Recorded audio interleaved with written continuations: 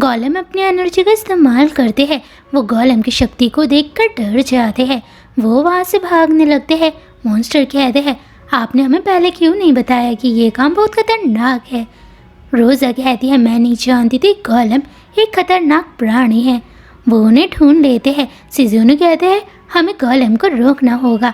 वो जैसे ही रोज़ा को मारने वाले होते हैं तभी याबाशिरा उन्हें रोकता है। वो याबाशिरा को ही पीटते हैं। वो जैसे ही रोज़ा को मारने वाले होते हैं तभी सोमाली उनके सामने आती है। याबाशिरा और सिजुनु कहते हैं, सोमाली गोलेम के सामने से हट जाओ वरना वो तुम्हें नुकसान पहुंचा सकते हैं। वो कहती है, पापा मैं नहीं चाहती हूँ कि आप किसी को नुकसान पहुंचाओ। जैसे हम पहले रहते थे हम साथ में वैसे रहेंगे। वो सोमाली को मारने वाले होते तभी वो रुक जाते हैं। वो बेहोश हो चुकी है। अगले दिन गोलेम को होश आता है। सोमाली रोने लगती है। सिजुनु और याबाशिरा वहाँ आते हैं। गोलेम पूछते हैं, क्या ये चोट मेरी वजह से आप लोगों को लगी है?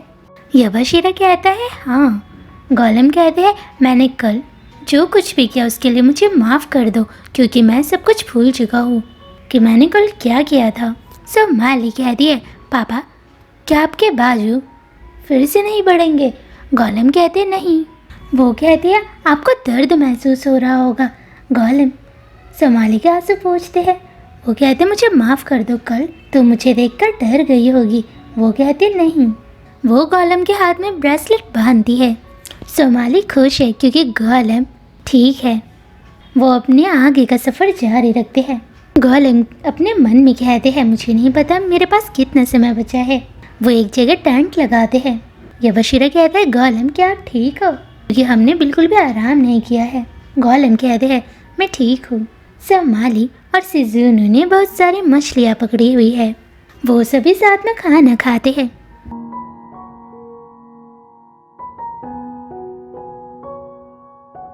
रात को वो दोनों सो रहे होते हैं।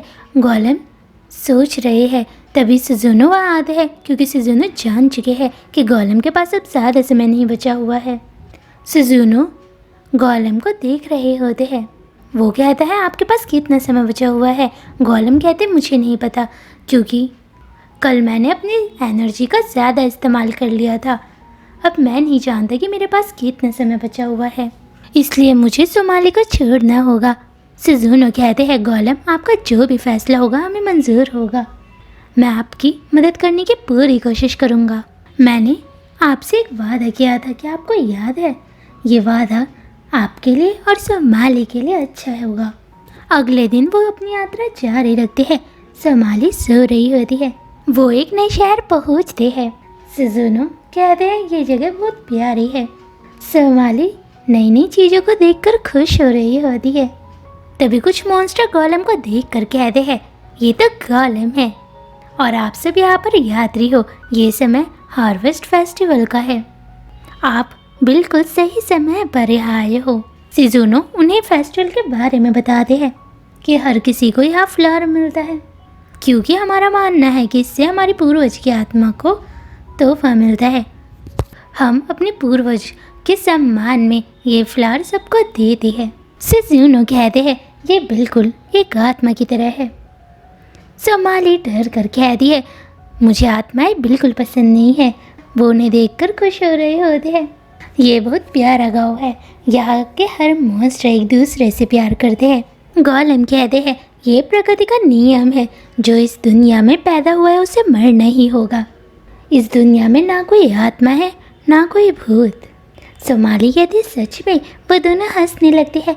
तभी उनका पोता आता है। वो कहते, क्या हुआ? यह जी। वो कहता है, मेरे लिए आप खिलौना खरीद कर लाओ क्योंकि आज बहुत खास दिन है। वो उन्हें अपने साथ ले जाता है। वो कहते हैं, गोलेम क्या आप जानते हो इस दुनिया में मृत्यु ही अंत नहीं है। मृत्यु के बाद हम आत्मा बन जाते हैं और हम जिससे प्यार करते हैं हम उसके पास जा सकते हैं। मैं जानता हूँ आपकी इच्छा पूरी नहीं हो सकती है। सोमाली को खाना बहुत अच्छा लग रहा होता है। वो गोलेम के साथ मार्केट घूमती है। गोलेम कहते हैं, सोमाली तुम्हें क्या खाने का मन कर रहा है? क्या तुम्हारी कोई इच्छा है? सोमाली कहती है, आप बहुत ज़्यादा ही सोच रहे हो। सिजुनु और याबाशिरा भी वहाँ आते हैं। सोमाली कहती है, पापा ने मुझे आज बहुत सारा खाना खाने दिया है। सुजू ने कहा है तुम मोटी हो रही हो। मार्केट में वो खेल भी खेलते हैं। वो देख रहे होते हैं तभी गोलम के शरीर का एक टुकड़ा गिरता है। वो उन्हें देखते हैं लेकिन गोलम उन्हें कहीं नहीं दिखते हैं। वो गायब हो चुके हैं। सुजुनु कहते हैं गोलम अब कभी वापस नहीं आएंगे, वो जा चुके हैं। वो सोमाली को दुखी नहीं देख सकते हैं। सोमाली कहती है मुझे उन्हें रोकना ही होगा। जिसके बाद उसे गोलम की बहुत याद आती है। वो गोलम को हर जगह ढूंढने लगती है। सोमाली वन में गोलम को ढूंढ रही है। गोलम नदी के किनारे खड़े होकर सोच रहे हैं। सोमाली अब भी गोलम को ढूंढ रही है। वो अपने हाथ में पहने हुए ब्रेसलेट को देखती है जो गोलम ने उसे दिया होता है। वो खड़ी होती है और गोलम को ढूंढने के लिए चली जाती है। उसने गोलम को ढूंढ लिया है। वो गोलम के पास जाने लगती है।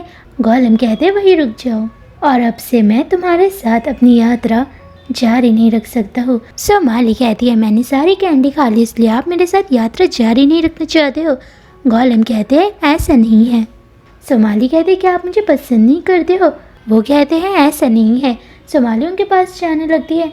वो कहती है आप अपना वादा भूल चुके हो, आप हमेशा मेरे साथ रहोगे। वो सोमाली को धक्का देते हैं। सोमाली नीचे गिर जाती है। वो कहते हैं अगर मैंने अपना नियंत्रण खो दिया तब तुम्हारी जान को खतरा हो सकता है, इसलिए अब हमें एक दूसरे से अलग हो जाना चाहिए। सोमाली कहती है मैं आपके बिना अपने आप को अकेला महसूस करूँगी। गोलम कहते हैं तुम अपने आप को अकेला कभी महसूस नहीं करोगी और वैसे भी मेरे अंदर कोई भावना नहीं है। तुम्हें फिक्र होती है अगर मुझे कोल्ड हो और वैसे भी तुम मुझे खतरे में नहीं देख सकती हो। वो कहती है मैं हमेशा आपके साथ रहना चाहती हूँ। तभी फ्लावर हवा में उड़ने लगती है। सोमाली कहती है आप मेरे पापा हो। गोलम फ्लावर को देख रहे होते हैं। मेरे अंदर भावनाएं हैं, मेरा भी एक दिल है। उनकी आंखों से पहली बार आंसू निकलता है। वो रोने लगते हैं। वो कहते हैं सोमाली मैं हमेशा तुम्हारे साथ रहना चाहता हूँ। सोमाली कहती है मैं भी आपके साथ हमेशा रहना चाहती हूँ। मैं चाहता हूँ तुम्हारी यादों में मैं हमेशा तुम्हारा पापा बनकर रहूँ। वो एक दूसरे से वादा करते हैं। वो दोनों साथ में उड़ते हुए फ्लावर को देख रहे होते हैं जिसके बारे में ऐसी मान्यता है कि मृत्यु के बाद जिनसे हम प्यार करते हैं उनके पास चली जाती है। यवाशिरा और शिजुनो उन्हें ढूंढ रहे होते हैं। वो उन्हें ढूंढ लेते हैं। सोमाली उन्हें देखकर मुस्कुराती है।